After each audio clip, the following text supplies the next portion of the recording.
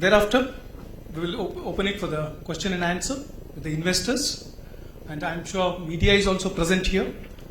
Later on, with the permission of the Minister, we'll take questions from media as well, and this will be First from the investors. First from the investors. That's what I said, sir. And sir, this is a packed house today.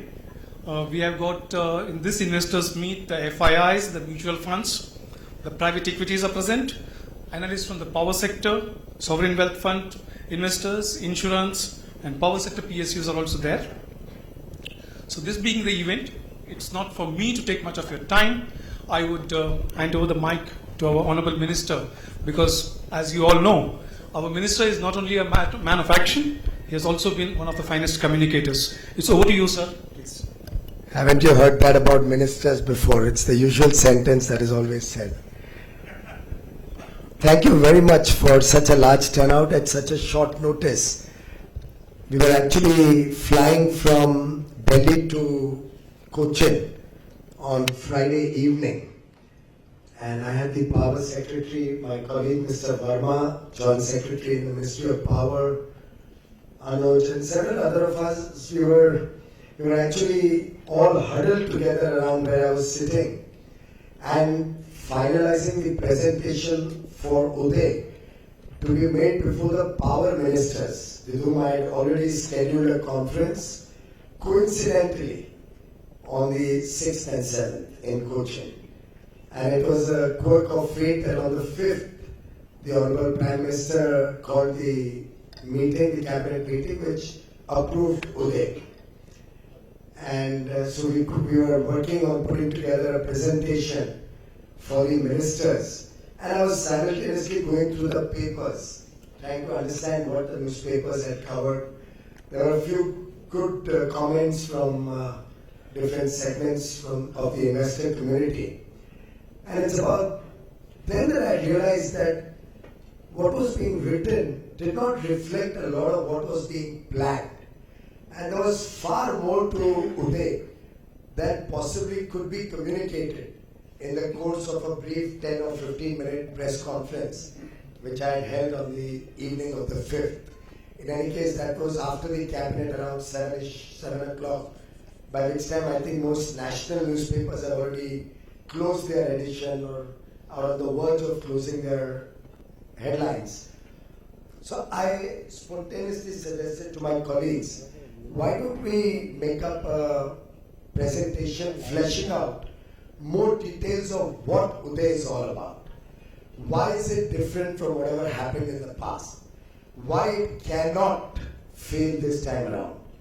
Why the naysayers who keep saying, well, we've heard this before, we've had a 2002 package, we've had a 2012 package, 12 or 13, I don't know, because there's a package which went on for 12 or 15 months before it was even implemented.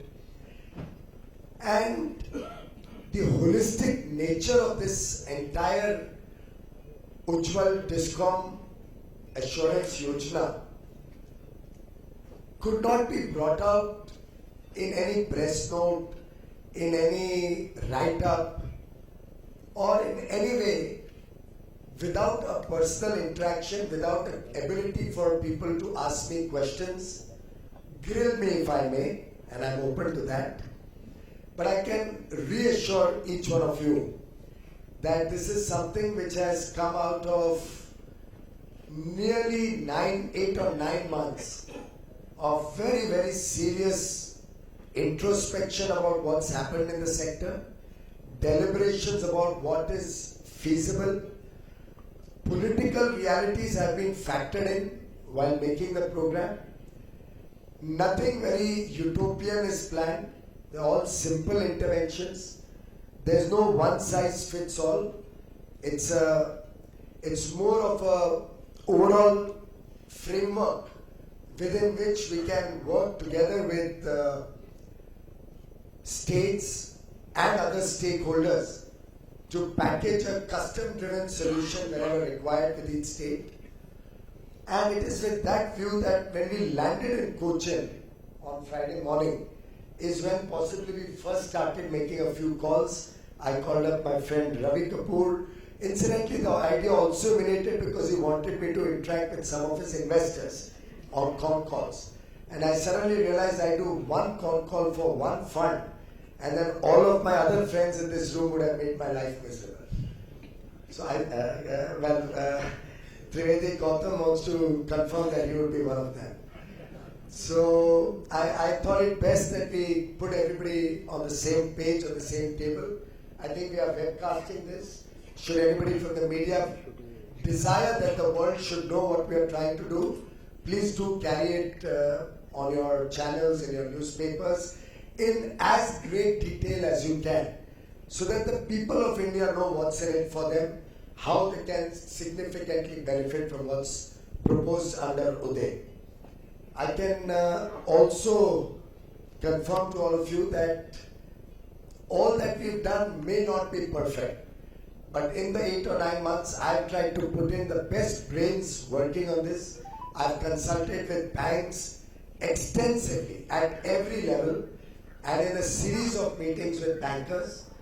I've had the privilege of consultation with tax experts, with investment bankers, with bureaucrats from different ministries, retired experts in the power sector, consulted with the public sector companies a lot, and then I had a series of discussions with state governments, the chief ministers, chief secretaries, power secretaries, and most importantly, the finance secretaries of states, who have a lot to say on the scheme. By and large, it's had pan-India acceptance. No state to date has rejected our proposals or has said we will not come under Uday. So I'm fairly confident in the next quarter or 4 or 5 months, we should be able to draw the entire nation into the package, all the states, union territories, build out programs which will help each state customize some vagaries which may help them do it in a more sustainable manner. And the entire program addresses the issues of what we have inherited, that is the past, what needs to be done in the next 2 or 3 years, the roadmap towards turnaround of these discounts, and a permanent resolution in the future, so that no dispensation in the future can allow the discounts to go down by the wayside in the years to come. So that's been the overarching objective of the entire program. I would like to leave behind me in the power sector a legacy which, just like Suresh Prabhu in 2002 left behind a very robust power sector, but possibly the only missing element of that was a deterrent for the future. This time around we've added that deterrent for the future and tried to make it as all-encompassing as possible. Questions are welcome, suggestions are welcome. I'd be delighted if some of you can come up with additional ideas which we can implement. I'm happy to go back to cabinet should it so require, but by and large we have enough flexibility in working. So I'm not very concerned about my ability to change should there be some good ideas on the table. For your information, I have also invited the chairman and managing director of some of the important stakeholders in this story, so that after the presentation and questions, you are free to interact with them and ask them any questions you would like and confirm from them the ability of India to achieve these objectives.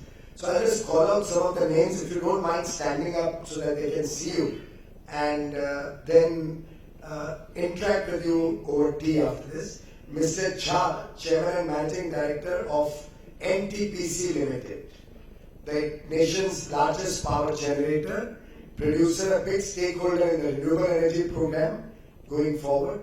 Mr. Jha again, Chairman and Managing Director of Power Grid Corporation of India Limited.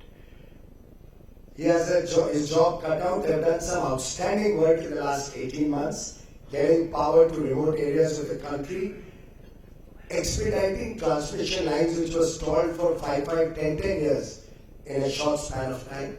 Will be available for any questions, any clarifications. Mr. Popley is the Chairman and Managing Director of IREDA, the Renewable Energy Development Agency. And later in the day, I'll tell you some outstanding initiative that he's taking up in the next few days. Mr. Sharma, Rajiv Sharma, Chairman and Managing Director of REC Limited, Rural Electrification Corporation, and Mr. N.K. Goyal, Chairman and Managing Director of Power Finance Corporation. Two companies whom you have completely misunderstood in the last 3 days. In fact, one of the reasons that prompted me to do this is when after reaching Cochin, I was told about the hammering that PFC and REC got on the stock market on Friday. That actually then strengthened my resolve that we go ahead. I must have called you around 1 or 2 in the afternoon when the last nail was the REC PFC stocks getting up. I thought, and for your information, I have a specific clause relating to these two companies in the cabinet. So it was already well thought out what would be the impact on these companies. We'll present that to you. So, shall we start with the presentation? Thank you very much for such a large turnout despite such a short notice. Frankly, I never knew that I would have looked for a larger hall otherwise. But I thought Ravi and Ravneet Gill and all of the friends will be, and my good friend Rajesh Chaturvedi from Factors will put together a few investors who may be interested in this drab subject like power. But I didn't know that there is so much interest and traction. I'm really grateful to each one of you who has come here, who have all come here on the auspicious occasion of Dhanteras. And I extend my greetings to you and your family on behalf of my Prime Minister Shri Narendra Modi, my own personal behalf, and on behalf of all of us in Team India working towards an empowered India going forward, save and accept a few setbacks along the way. But truly grateful to all of you who have helped to put together the investor community. I hope today's message goes to the whole big wide world and we can once again rejuvenate the Indian economy on the back of a reignited power sector starting from this auspicious day of Dhanteras. Thank you very much, ladies and gentlemen.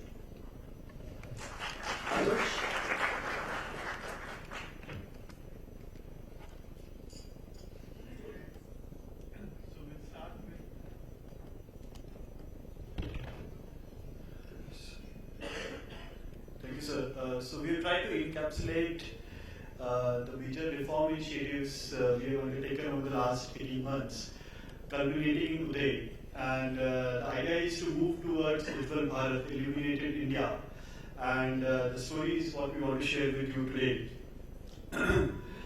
Our entire focus is to work together as Team India to serve 125 crore Indians, and which means everybody getting together, whether it is the central government, the state government, the CPSUs, state PSUs, and the DISCOMs, as well as the private sector, all of you, the investors, and the media, the consumer bodies. All of us, I believe, are ultimately looking at serving people, and that in turn, of course, for the private sector, enables sustainable profits. For the government, it provides legitimacy and continuity. So, our overall approach, although it comes under Ministry of Power, we take a very integrated approach across the power, coal, and new and renewable energy sectors. So, even today, you have people from all the three ministries here. As you will see, Uday will impact and uses the initiatives of all the three ministries together to benefit them as well as ensure that there are no roadblocks for their growth and development. So with Power for All, 24/7 Power for All as our central motto, we are touching a variety of things alongside. So whether it is starting with climate change, as you know, we have set very ambitious renewable energy targets, 175 gigawatt by 2022. You have recently seen the INDC targets where India has taken a lead and has even bettered most of the developed countries in the world. Uday as well as our initiatives around Power for All will impact climate change, will impact Make in India. We are looking at investments of more than $250 billion in the three sectors put together, and it will have substantial local manufacturing. We will talk about the potential for that as we go forward. In terms of Swachh Bharat, a few of you may know that every single government school in India now has separate toilets for boys and girls. That has been achieved over the last 1 year. That is post announcement on 15th August by the Honorable Prime Minister, 15th August 2014 to 2015 is when more than 4 lakh toilets were constructed, and about 1.28 lakh toilets were constructed just by the three ministries of power, coal and renewable energy. The target was 1.21 lakh, and we exceeded that within the time period given to us, and that is showcased in every single thing the ministries do. There are a number of energy efficiency initiatives which will again benefit, whether it is LED lighting, which is the world's largest public lighting program, as well as world's largest non-subsidized public program, as well as other efficiency initiatives in industrial efficiency, agricultural pumps to be replaced by efficient ones. Smart cities, one of our flagship programs around integrated power development scheme, focuses on urban sub-transmission and distribution sector, and it is covering 82 of the 98 smart cities announced to date by the Urban Development Ministry. As well as Scale India, at the end of it, people make all the difference, and we are using various programs to skill people to electrify villages to ensure that there is 24/7 power. We are skilling what we call as Gram Vidyut Abhiyantas, basically village level engineers who go and lead the electrification programs in various villages. We'll talk more about it. Digital India, which includes smart grid, smart metering, IT-enabled programs, including real-time tracking of how we are progressing. I'm not sure how many of you have seen a website called DELP.in. I would encourage you to even open it right now. You can actually see, or till the last second, how many LED bulbs you have installed in the domestic sector. And it's updated in real time every 10-15 seconds, and brings in a whole new level of accountability to the initiative of LED lighting. As well as energy security, with coal as our base fuel and renewables, ambitious renewable targets, we're looking at energy security for the nation, as well as security for at a household level, at a state level, with 100% rural electrification, ensuring that every village household also gets 24/7 power. Looking at since independence, how have reforms panned out? So there was this initial, within a decade or two of independence, there were a number of reforms around Electricity Supply Act, which came in 48, as well as understate. The commanding heights were primarily understate, so a number of distribution and state utilities were set up under state ownership. Post 91, there was this liberalization era, which meant private sector participation started. I'm sure many of you invested in few of the early generation companies, private generation companies which came in. Electricity Regulatory Commissions Act set up SERCs and CERC in 1998, as well as the landmark Electricity Act 2003, which really opened up the sector. Over the last 18 months, we have tried to accelerate this growth trajectory significantly. which we have seen in terms of coal auctions, record coal auctions, coal production, which last year saw the highest growth in 23 years, as well as now a double-digit growth already over the last month.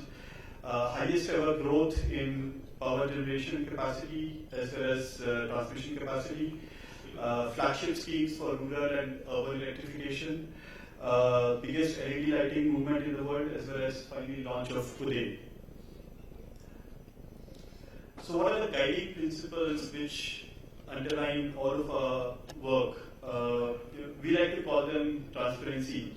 In fact, transparency in every single thing we do, and the components of those range from starting with technology. As you see, we are able to track in real time how we are progressing. All of our, say, coal auctions are e-enabled. You can again track how the prices are moving in real time. We are looking at adopting smart grid, bringing in technology to ultimately improve efficiency. Root cause analysis. All of you would remember around the time when the new government came in, there was a lot of hue and cry about coal allocation, that power plants are not getting enough coal.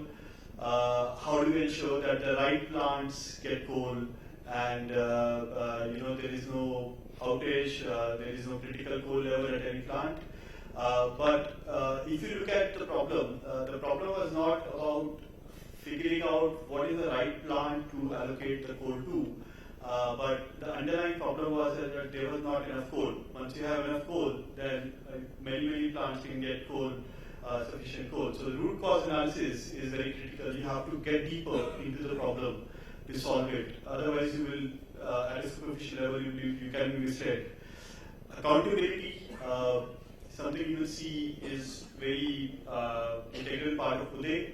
When we talk about Uday's targets, we talk about at a specific circle level, who is the person responsible for reducing losses, what is the kind of support he will get, what will be his team, what kind of resources he will get, and with all that being given to him or her, there is accountability on that person to ensure that he or she delivers. And it is all a national effort, Team India all together.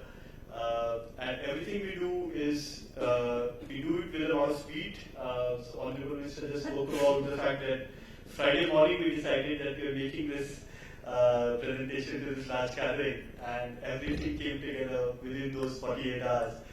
So speed is very, very critical. Do it with skill and do it smartly. Prioritize, figure out what are the big roadblocks, focus on those, on clearing those. Achievement oriented. We want to achieve the maximum possible. The outcomes are very critical to us. So as you can see over the last year also, whether it is production, capacity increase, generation, achievements are very, very clearly the focus. Rejuvenate economic growth. We believe that ultimately it's not just about power, coal and renewable energy sector. It is actually about the overall economy, of which these three ministries are a very, very critical pillar. And if we have a fully functioning power sector, a fully functioning coal sector, then your cost of factors of production for industrial growth become cheaper, and overall economic growth can become faster. Efficiency and economies of scale. Very clearly, talking about economies of scale, we have heard the famous statistics around how LED prices have been brought down to less than a fourth of what they were just less than 18 months back. And how that happened. We speak about that, how it was enabled step by step. And overall focus is on efficiency, that if every process works well, then you will have benefits which can pass on to consumers and can be taken by each of the stakeholders. National sustainable development. Whatever development happens has to be sustainable. Of course, our renewable energy programs are very much part of it.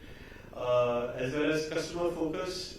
We can't forget the people for whom we are working. We are doing all this, and with a yes we can spirit.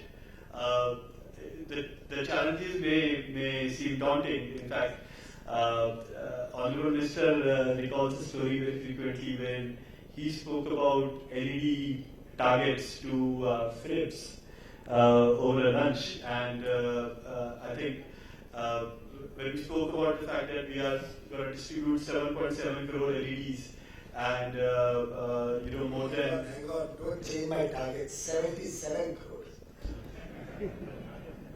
77.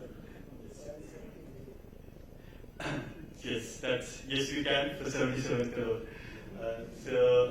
So again, I think when Philips first heard about the LED targets, they of course thought, I think that it was that the Honorable Minister was just joking. He took it as a good laugh for lunch.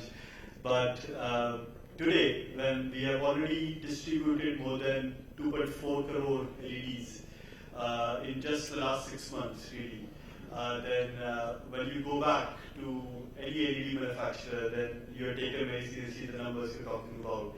So some of the numbers even for today or some other initiatives may seem very, very ambitious today, but with the yes we can spirit, we have done it and we will do it. So looking at the sector as a whole, the integrated value chain for the sector, we have tried to focus on various components of the value chain, starting from fuel supply. The coal story is very well known. Generation, with turnaround in many standard generation plants, as well as setup of new UMPPs. Generation remains a focus. Transmission, with almost 1 lakh crore of transmission lines being built out, as well as expediting long delayed transmission lines. Transmission sector will definitely, as a bottleneck, it has actually eased out quite a bit. In consumption, of course, it is about energy efficiency, or what we call as demand side management, by reducing the consumption through efficiency. So whether it is the LED lighting program, industrial efficiency programs, efficient agricultural pumps, or as you will see going forward, efficient appliances, efficient ACs, efficient fans, which will bring down consumption. The target is to reduce consumption from today's levels by 10%. And distribution was always the weakest chain in this entire link. And going by the number of op-eds and articles as well as analyst reports which have been written about something has to be done about distribution. If distribution does not get resolved, then you will not have The coal. yellow block is distribution. I think stop using these fancy colors. Focus on black and white. We'll add that to transparency the principles also. So with distribution, of course, it was impacting everything else in the power value chain, whether it was coal procurement, whether it was generation. PLFs, as you know, were going down significantly, as well as there were potential power cuts which we would have seen. So what has really happened in the distribution sector, and it's not a very old story. If you look at just the last 6 months, annual losses in the DISCOMs, they have averaged around 60,000 crores, went up to as high as 77,000 crores. Add up the last 6 years DISCOM losses, they add up to 3.66 lakh crores, which is almost more than 90% of the accumulated losses of DISCOMs till March 15. So you can see the reforms which were made in 2002-03, they really sustained themselves for till 2008-09, and beyond that we saw the sector letting go, and these losses really accumulating at an extremely rapid pace. And unfortunately, the interventions in 2012, the FRP, etc., could not really stem the losses significantly, and that is where we are today, with a very, very unsustainable DISCOM sector.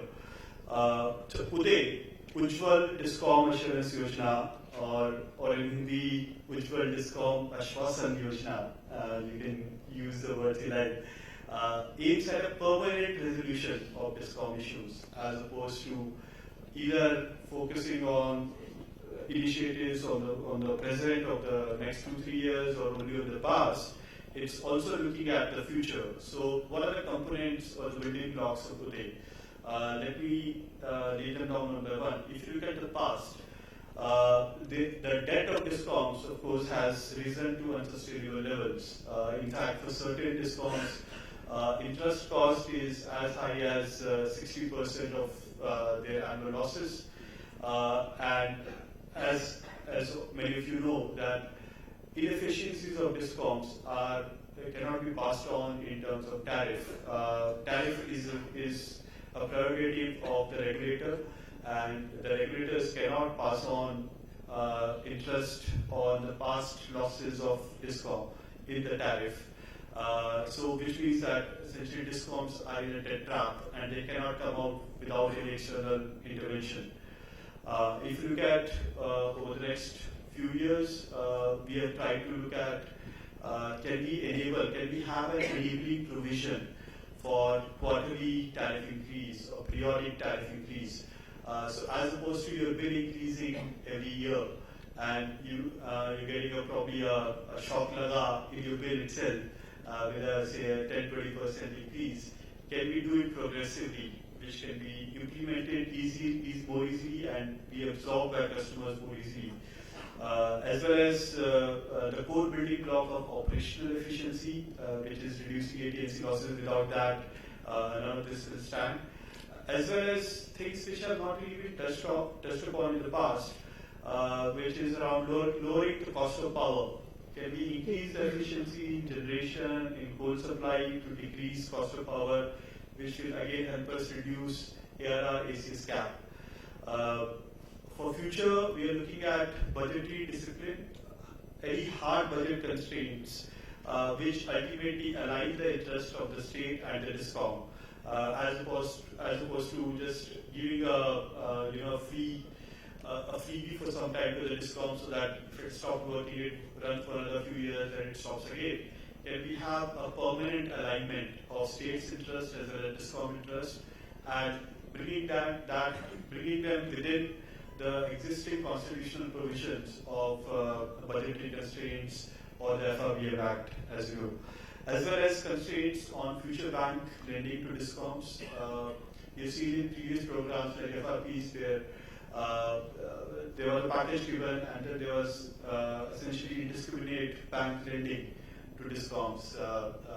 They were perceived as one of the most lucrative sources, targets to lend, partly because they were seen as with sovereign guarantee. And that is something which will also be contained going forward. And at the end of it, another big pillar is reduction in interest cost. As you know, discoms are borrowing today around 12% is the average cost of borrowing of discoms. We have discoms who are borrowing at 14-15% also. As opposed to that, if you look at the state's borrowing cost, if you look at the last auction of state development loans, RBI's last auction, most states borrowed at 7.92%.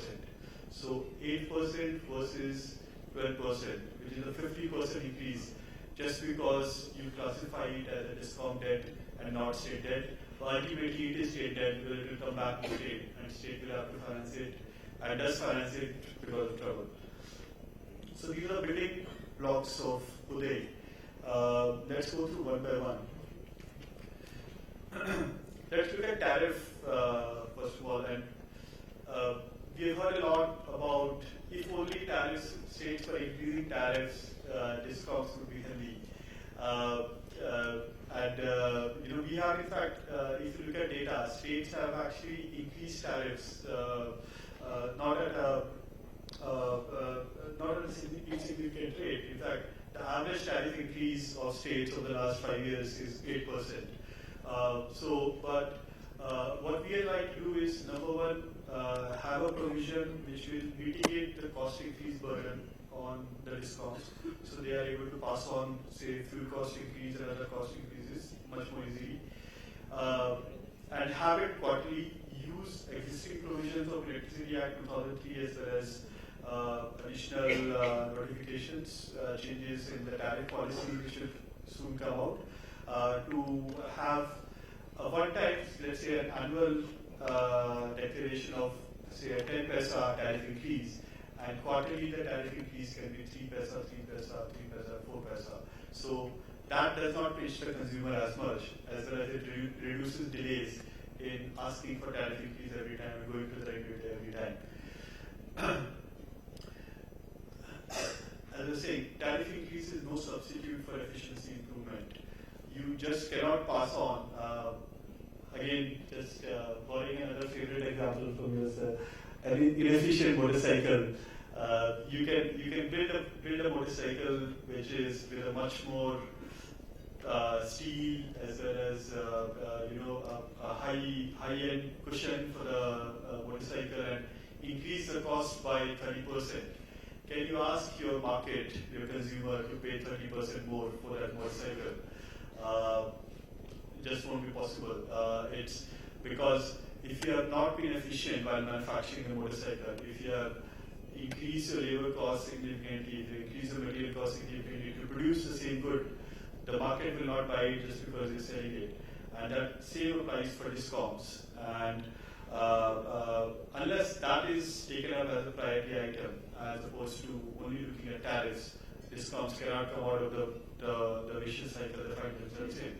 Over the last 5 years, we have seen an average tariff increase of 8%. So these are some of the states, for example, where we have seen tariff hikes above the national average. The remaining states are below, but we can do an average. So if you look at some of the few states like AP, for example, has seen almost 13% tariff hike annually. Even UP, for example, some of the more debt-ridden states, Rajasthan has seen 10% average tariff hike, UP has seen 9%. So it's not that states have not tried to increase tariffs. This is a misnomer many people had, that some states just don't increase tariffs. I thought it's important for you all to see that tariff is no solution. Just telling if the country doesn't increase tariffs is absolutely no solution to this problem. And if they increase the tariffs, it will increase the power theft. Once the theft increases, the inefficiency will increase, losses will further go up, and that conundrum will make it worse and worse and landing them in a bigger soup. So I think the right tariff has to be charged to the consumer. What he can afford and what should be a fair pass-through of an efficient discom working. That's why this slide was put up. And I also want you to pay attention. Can it be expanded? Yes. Pay attention. Let's take the first case of Kerala. You'll find 11, 12, 0%. That's about the time there was an election in Kerala. In 11, I think there was an election. The new government is just coming. Take Uttar Pradesh, 11, 12, there was an election in 2012 in Uttar Pradesh. There will be one in 17. So you have to be politically savvy about reading this. And you'll be able to figure out which state does a tariff revision when. Andhra Pradesh, 14-15, they had an election in 2014. So you didn't find a tariff increase in 2014-15. But of course, Andhra Pradesh is an outstanding success story of a real fast turnaround of a discount, which we can discuss later. And the same will go down over the years. You'll find that recurring. So this is something clearly which will help in the present, help discounts in the present over the next 2-3 years. They can, if required, they can increase tariffs much more easily. But the real focus comes down to operational efficiency, which is driven by AT&C loss reduction. And there are essentially two components to it. One is billing efficiency. So if you're supplying power, how many people do you send the bills to? And collection efficiencies, people got the bills, how many of those actually are paid to? And combination of the two lead to AT&C losses. And if you are able to increase our efficiency and reduce AT&C losses, then the biggest benefit to the consumer is that the honest consumers do not pay for dishonest consumers. एक चोर की चोरी 10 आदमी पे करेंगे. So that is, in fact, you can see that happening in many sectors. Where essentially you have free riders.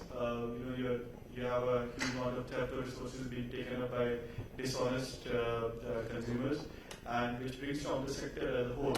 But with more efficiency, you are able to plug those losses, and will avoid unreasonable tariff hike. And we believe within with efficiency improvement, tariff hikes will be much lower than you would expect.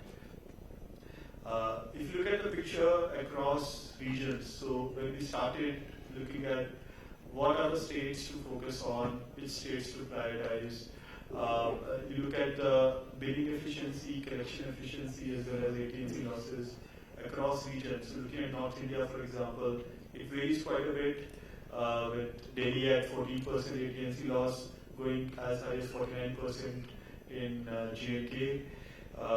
South India is typically lower, one of the lowest, in fact, as I said, AP, in fact, for 13-14, these are audited numbers for 13-14, one of the lowest AT&C losses in the country in AP. Even Tamil Nadu is actually almost at national average of 42. West India, again, performing well below national average from mostly Goa, Maharashtra, Gujarat, all with low AT&C losses. East India, you will see a lot of variability. It is also one of the worst performing. As you can see, a lot of states will have high collection efficiency, near 100.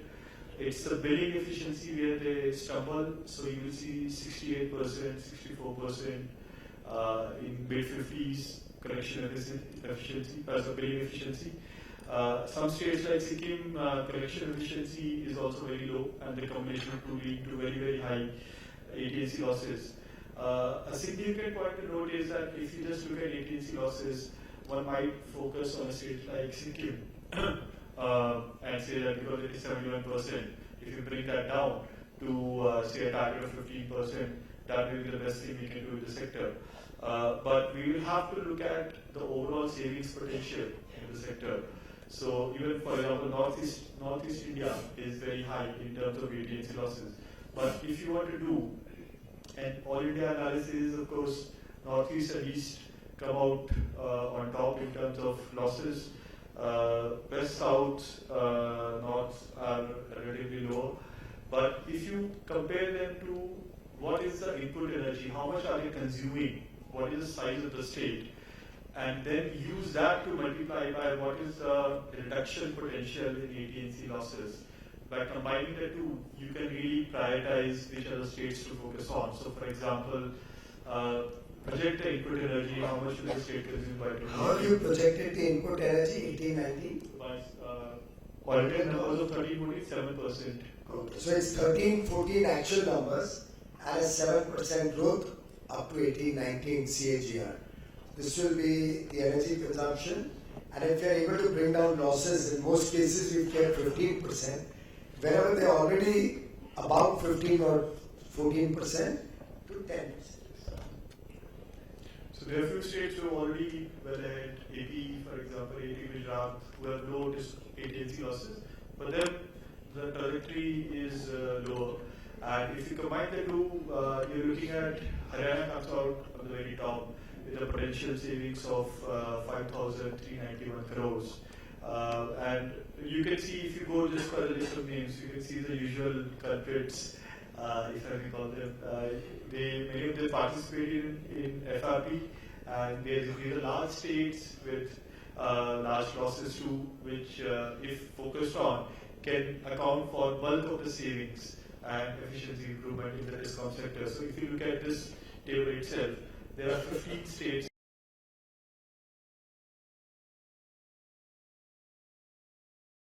Why will states come on board? So we are providing the funds, so they really don't have to worry. It all helps them achieve these results. So that was about billing efficiency. For collection efficiency, we are looking at public participation. Awareness. Billing efficiency, I forgot one thing. There's, unless you have it further in your presentation, we're also making sure that as each area improves its efficiency, overall AT&C loss reduction, you increase the hours of supply.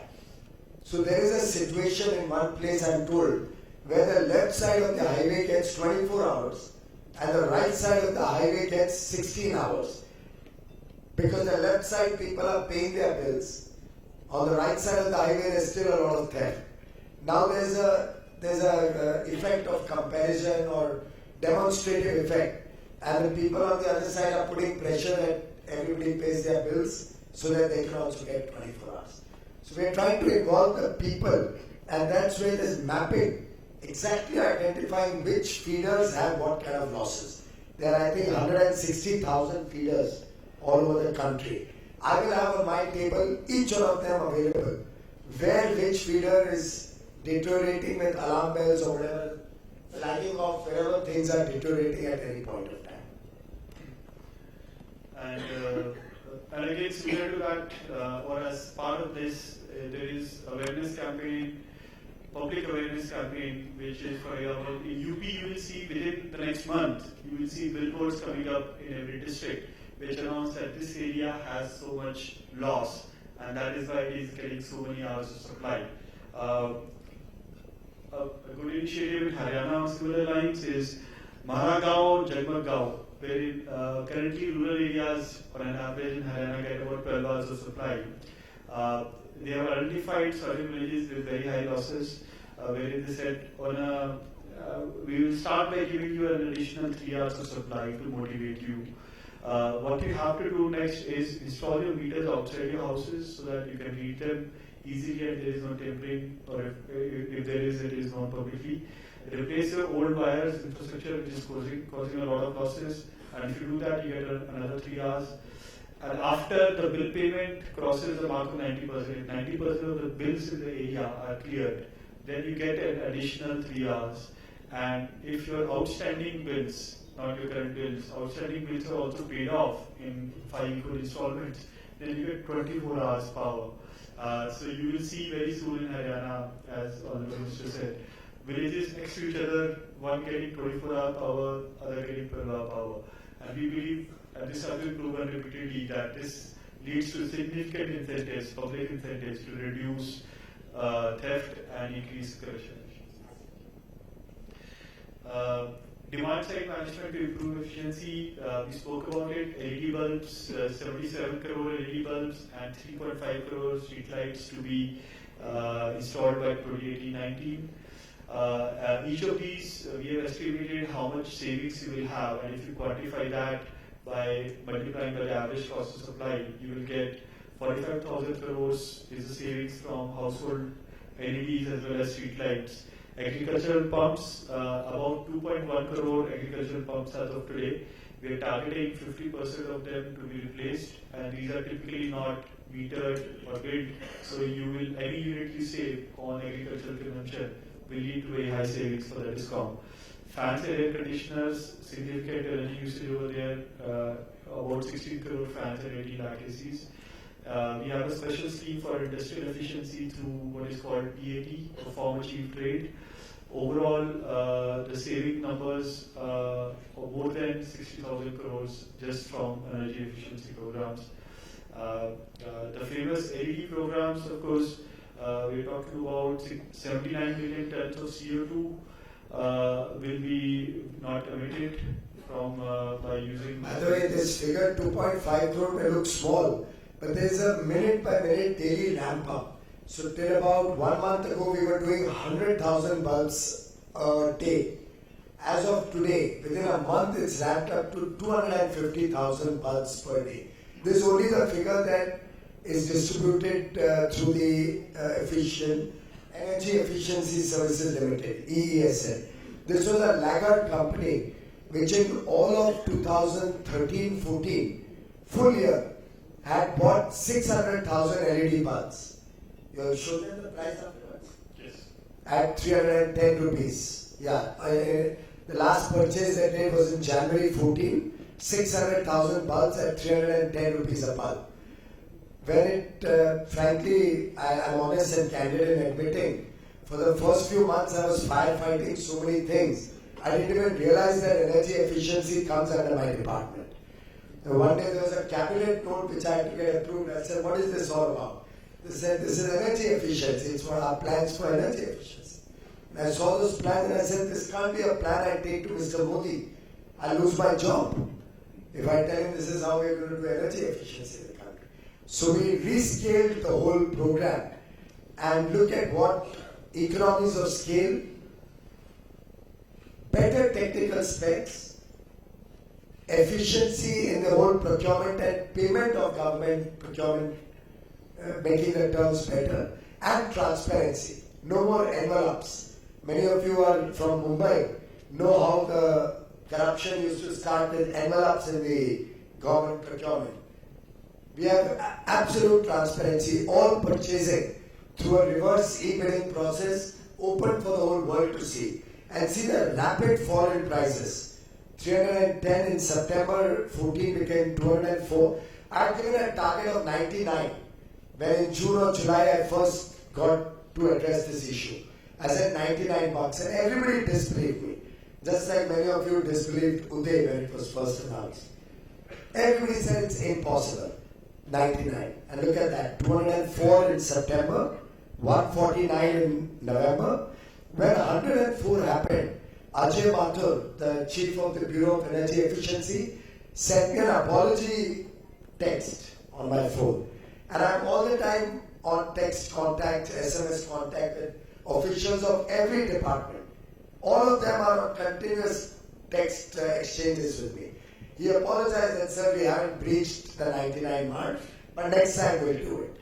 That was February, 11th of February. Next time I got a proud SMS saying it's 82. Then we respect from 7 watts to 9 watts. All this time it was 7 watt bulbs. We increased it to 9 watt bulbs, and what we have now, I think it's 72.60 to be precise. The last procurement. And for a 9 watt, 72.40. For a 9 watt bulb, not a 7 watt which was 310. That's what you can achieve if you do things honestly, transparently, with economies of scale, and sensibly.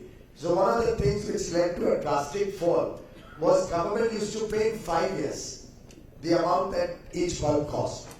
And I've had a series of interactions with the suppliers and manufacturers to understand from them what we need to do to bring down price.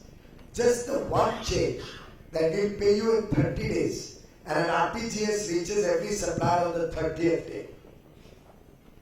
Just that small change brought down the price by about 60 rupees. So who the hell will trust the government with their money for 5 years? Just that small change that we reduced it by 60 rupees. So all of these things cumulatively brought it down. So similarly, if you look at any equipment, this has a huge impact, not only in the consumer bills, but in climate change. We'll be reducing 16 million tons of carbon dioxide through the home lighting and office lighting, and 19 million tons of carbon dioxide through street lighting. Cumulatively 79 million tons per year reduction in carbon gases by 2019. But the program is scaled up. We'll do 1 million bulbs a day in about 3 or 4 months' time. That's the kind of scale up we are trying. May not be 3 or 4 months, let's say 6 to 7 months. 1 million bulbs a day. We've already procured close to 150 or 160 million bulbs. The bidding process is over. So that manufacturers and suppliers know the roadmap and they can keep ramping up their capacities. And at much lower prices, probably do better economically. And all this is available on the website. All this data on a daily basis is available on the website. You can put an icon on your phone, as he said, PELP.in. And the website not only gives you how many bulbs are being distributed as of that moment, but also shows you the energy consumption saved, the cost saved, the carbon dioxide saved. So as we speak right now, 25,265,000 526 bulbs have been distributed by ESL at this point of time, as we speak. That was the technology focus in the transparency, the principles. And this will change every 30 or 60 seconds as the bulbs keep getting distributed all over the place. You can even click on your state to find out where to get the bulb from. And then you can click on each city, you will know how many bulbs. So sadly, Mumbai, so if you click on Maharashtra, you get all the Maharashtra story. And sadly, we haven't been able to distribute or get Mumbai tracking because of some political problems with our, no, it's just started last few days. So only 78,274 bulbs in a city of the size of Mumbai. Probably less bulbs than what BKC uses. But it took about some time to resolve some problems or impediments that were put up by some politicians here. But that's got resolved fortunately, I hope. Just in terms of just to give you a scale of what we're talking about in terms of installation, equipment installation. Feeders and distribution transformers meters, which we're talking about 100% metering, 13 lakh units will be installed by 2017. 1 crore smart meters will be installed by 2017 and another 2.5 crore by 2019. Distribution transformers, many of them need to be replaced or upgraded. About 4.2 lakh will be done by 2017. Conductors, which is a significant part of your distribution infrastructure, about 11.2 lakh will be ordered by 2017. And each of these have significant ripple effects across industries. LED bulbs, 77 crores and 3.5 crores in street lights. 1 crore efficient agricultural pumps by 2019. And about 16 crore fans and 80 lakh ACs by 2019. So please tell all your clients who are in any of these businesses to ramp up. There's a lot of business potential coming. Coming to the financial debt trap DISCOMs find themselves in. As I mentioned earlier, that regulators don't allow pass-through of interest on past losses and tariff, which means that there is a surgical intervention required to rationalize outstanding debt of DISCOMs, which includes reducing the cost of power, thermal power. Go back. Just go back.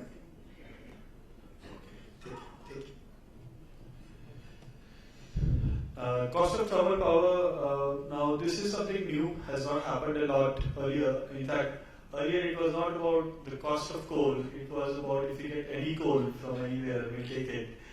So which is changing very fast. Just because of increased supply of domestic coal, you will have to import less.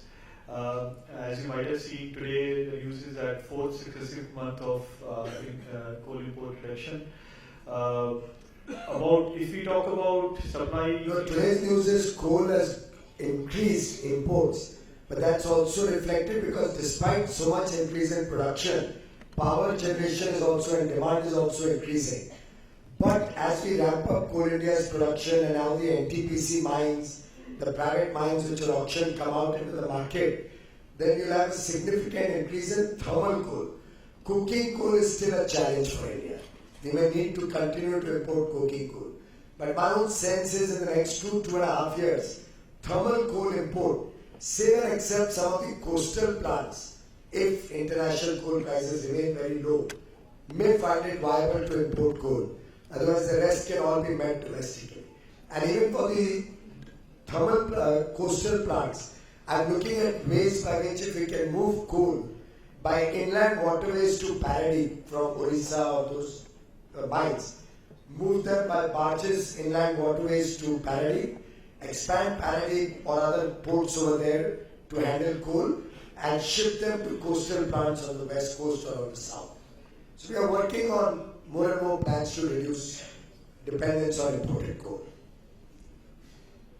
As well as more supply of domestic coal, if it is met through your, as per the ACQ, which means lesser dependence on e-auction coal, so that really reduces your cost. Linkage rationalization, we have already seen examples, one of the most successful programs wherein coal was, for example, being imported into Gujarat, taken all the way to Korba, and Chhattisgarh coal used to come to Gujarat. So just by scrapping the two, the obvious economic efficiency came through, and estimates are, as per the KPMG report, about 6,000 crore, 1,000 crore in the first phase has already been realized. The next is a new initiative wherein we are looking at liberally allowing coal swaps from inefficient plants to efficient plants. So as opposed to just saving the transportation cost, the plant efficiency also comes into play. And this may mean that, of course, plants situated away from the mines are able to transfer their linkage to pithead plants. The linkages also then don't need to be plant specific. In fact, they can be company specific, so they can move them around across their company. The savings are around 10,000 crore just on that, as well as two initiatives around correcting the tariff fixation. So number one, coal price rationalization based on GCV. As you know, some of the higher grades of tariffs, if you look at coal pricing, it is not linear. Some of the higher grades probably can be overpriced, some of the lower grades can be underpriced. So linearization of coal price based on the actual calorific value promotes overall efficiency and reduces coal theft. Coal grade slippage is being corrected through reassessment of each and every mine, so that whatever coal you get is actually, its price is reflecting of the value, calorific value inside. And the buyers are able to make better decisions and are more efficient. The famous Coal India story, the overall target is 1 million tons by 2020. You can see the trajectory is right now up to 908 million tons, and there was some murmurs of discontent in the market also that has the target been revised. The target has not been revised. 908 million tons is basis the existing mines, identified mines. It will reach 1 billion target with additional allocation of mines, about 19 mines. So that will be definitely met. Anuj, give me a moment. You know how this 1 billion ton came, I'll tell you. It was not some well thought out plan or anything. It was in August of 14 when we were having a review of Coal India Limited. A very extensive review, somewhere around midnight when I think all the guys were also quite tired.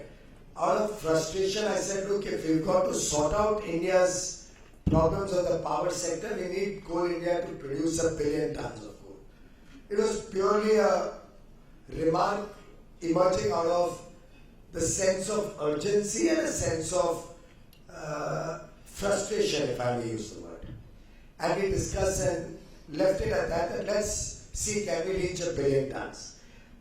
I'm so delighted at the effort of the entire team of Coal India. And I must acknowledge we have some outstanding officials working in all the public sector undertakings in the ministries. This typical feeling that public sector companies can't do well. I for one stand educated and enlightened that and I always said it even when I was in opposition, that it doesn't, the nature of ownership of a company does not matter. It's leadership and vision that determines the success or failure of a company. So you had enough failures in the private sector also. Many of you may have lost money in investments in the private sector also. But I can tell you, my three ministries have the finest set of officials, whether in the government, whether in undertakings, states, and they're all working together. So when I just flagged off this 1 billion ton, they got tracking on the job. And they've been relentlessly pursuing how they can keep expanding the production. I released a document as a part of transparency in Kolkata, I think in July this year. And it's on the website. It's open for all of you to read, to understand. That document we were able to identify how we can ramp up Coal India to 908 million tons as of July last year. And now we are working together between government and the companies to see whether we can, what needs to be done, not whether, I'm sorry, I used the wrong terminology, how we can take it to 1 billion tons. And everybody in Coal India is committed to that 1 billion ton. We have Mr. Dave, who's the finance director of Coal India, also here. You're free to talk to him after the meeting gets over. We are committed to 1 billion tons. So they are all working as a team. And you'll be delighted to know we have 6,000 youngsters, young, bright IIT engineers, IIM graduates, young boys and girls who are working together to meet my vision of 1 billion tons by 2019-20. And then what do they achieve? A laggard like Western Coalfields. In this 908, Western Coalfields target was 60 million tons. It's a company which always made losses for many years. It's a company which hadn't opened a single new mine in the last 10 years. It's a company which had acquired hardly 2,500 odd hectares of land for new mining in the last decade. This empowered team in Western Coalfields has kept working relentlessly, and on the 5th of this month, 5th of November, we have unveiled a program in Delhi by which we have upgraded our new mines program, which earlier we had planned to open 24 mines in 24 months to 36 mines in 36 months, 10 of which have already opened. Between March and October, Western Coalfields Limited, which didn't open a single mine for a decade, has opened 10 mines in 10 months. And now will open 1 mine every month for the next 26 months, taking it to 36 new mines. And now they have reset their target from 60 million tons to 100 million tons. So you already got a 40 million ton addition on 908. Like that, each company is reworking what needs to be done to achieve not only 1 billion, but maybe better 1 billion. So, but we've been transparent about whatever we achieve, put it on the website, and we'll be held accountable. So you can ask us questions. All of us are accountable to you and to the people of India for whatever claims we are making or whatever targets and plans we are setting. The document can be, the link to the document is over here. You can copy it or you can go to the Core Ministry site. No, we are going to put up this website in the interest of transparency, this presentation on my website. So you can go back to the notes to see what's being presented today.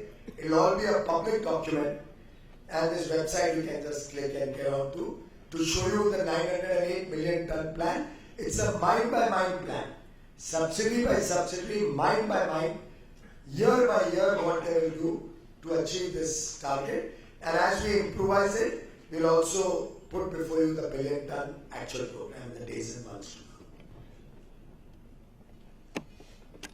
Number of other initiatives on reducing cost of power, speedy completion of railway lines, JVs with states already signed with 2 states along with railways.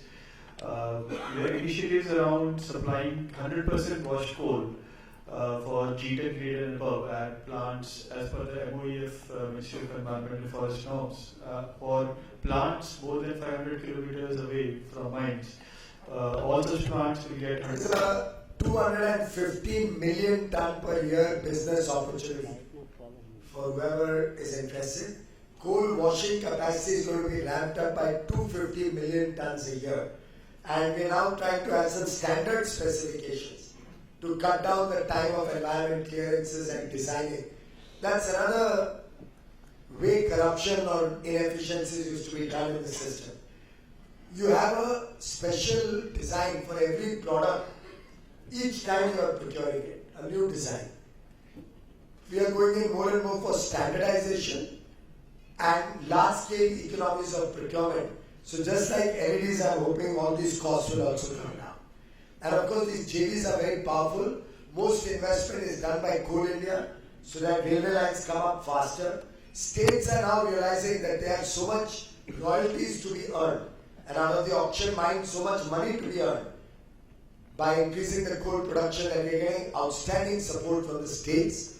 The railways don't have to put in much money, so they are happy to speed up the lines, and therefore we are much more confident today of completing these railway lines as per the targets you set up? 100% crushed coal will be supplied from 1st April 2016. On transmission, Mr. Jha can elaborate, but essentially number of delayed transmission lines have been completed. We have actually kept a long-term requirement in mind while planning new lines. So till 2030, whatever is the requirement, we are factoring that in. Awards of works of about 1 lakh crores just before the end of this year. So again, a significant business opportunity. Whether the direct South India is the biggest sufferer of lack of transmission lines. One of the first things we got tracking was the lines to South India. And there were lines which were 10 year delayed. There were lines which were delayed for 10 years, in which even if one tower would get stuck, he would SMS me, I would talk to the state power minister and ensure that he intervened and got things sorted out. So we've rapidly, I think in the last 18 months, we would have added 3,000-4,000 megawatt. More than that, more than 3,000-4,000 megawatt added to South India's transmission capacity. In fact, 700 megawatt got added in September, and another 1,000 megawatt we'll add in a week from now. So that's the ramp up that we're doing for South India, which is the only part of India today which has got a power deficit. Everywhere else there's power surplus. So record increase in transmission capacity addition. Regional power transfer is, as you can see, even the two lines of Gwalior Jaipur as well as Jaipur Bhiwani, they're saving 10 crores every day. And Aurangabad Cholapur will enhance 1700 megawatt capacity. The southern corridor will get an additional 18,400 megawatt by 1819. Plus, there are also inefficiencies in the transmission sector, especially if you look at intrastate transmission. The losses are typically around 4 to 5%. So even over there, we are looking at reducing losses. All goes down to reducing cost of power and benefits the consumer.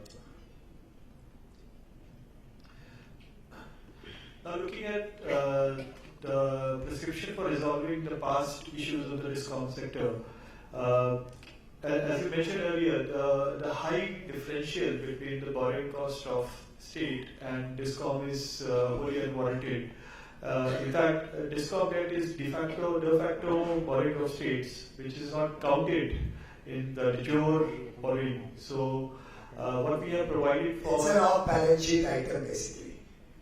Everybody has just found a nice parking slot in the DISCOM to keep the debt and inefficiency there, so that they don't have to account for it in their FRBM targets. So to remove this discrepancy, states shall take over 75% of DISCOM debt as of 30th September 2015.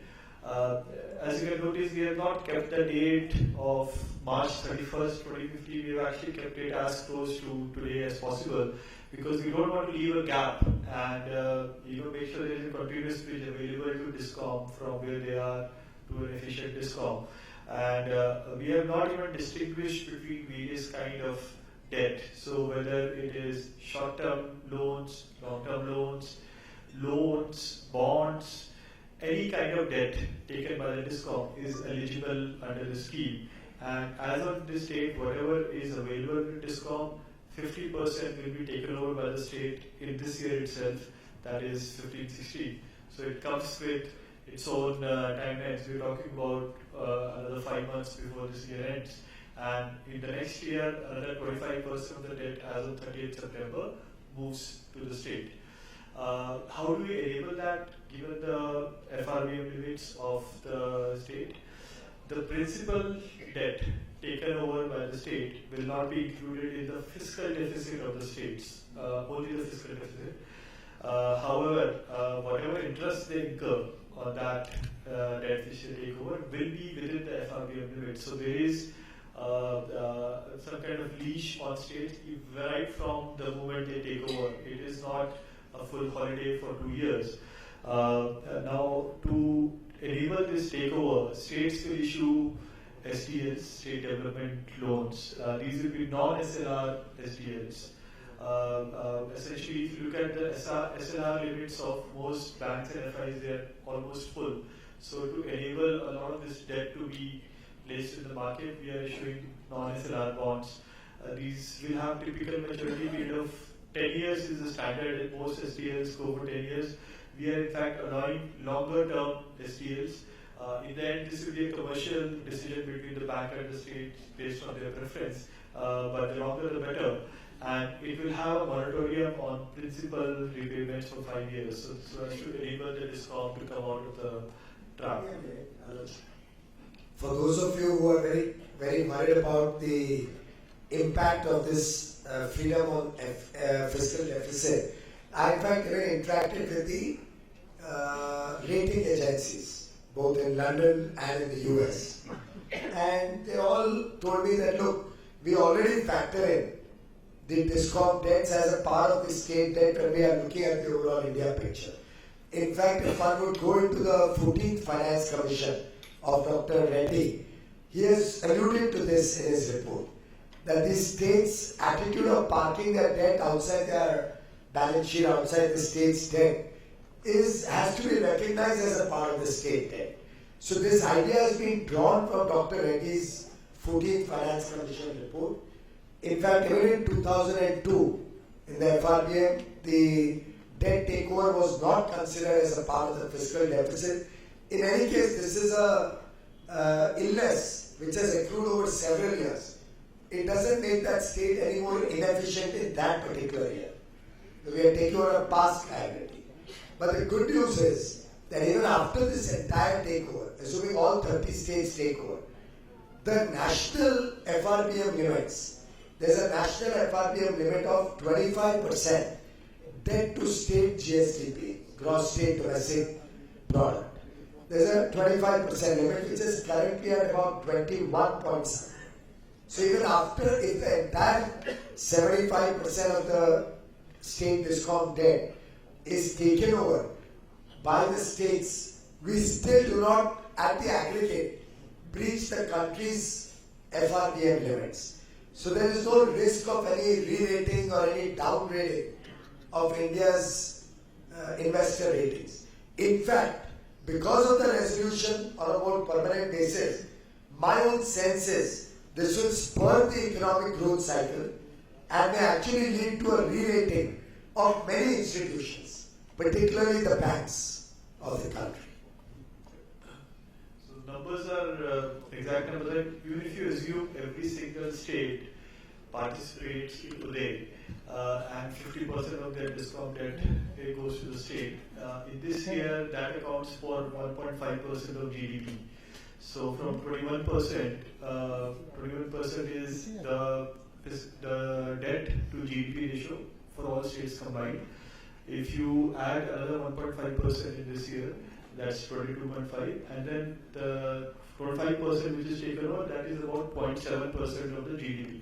So that still, all combined, does not come breach 25%. In terms of the pricing, this is market pricing, essentially the state STLs. As I mentioned, the last auction gave 7.92% on a semi-annual compounding basis. You add on another 0.25% for the non-SLR status. Or if you were to start with G-SECs, you're looking at 10-year G-SEC plus 50 basis for state bonds and another 25 basis for non-SLR status. That is what the cap is.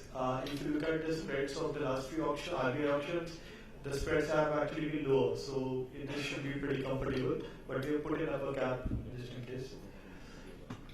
If the market, go back next. No, before that, if the market cannot absorb, I've been trying to make inquiries from friends in your marketplace. I'm finding that because there's surplus liquidity in the system, there is good appetite for these bonds. So most states would be encouraged to first offer it to the market, and then should there not be enough appetite for the entire amount, the banks will take it over without any additional stress, because it's after all already loans in their books. So it's not as if there's any outflow of more funds. On the contrary, a good part of their funding will in fact get released. Their capital adequacy constraints will get released. And then as and in a lower interest rate cycle where interest rates are reasonably expected to come down, at least the last 1 year has seen that, we do expect that the banks could then sell these in the market gradually at a profit. So it's not as if we are stressing the banks at all. The banks can only stand to gain. They are freed of a potential stress. They are freed of a potential impairment in the value of their assets. Capital adequacy will come down. Their risks profile will reduce. So in a way, government today has addressed the three large sectors. The largest risk profile was in the steel sector with the safeguard duty and possibly some more actions that we are contemplating. The steel sector we believe will continue to improve and bank stress on that will reduce. We've already seen significant movement on the highway sector. That is one sector which is showing probably the fastest growth in the last few months. My colleague and senior minister is doing some outstanding work, resolving all the problems in that sector which we inherited and speeding up execution of projects. And now with this power sector resolution, I think the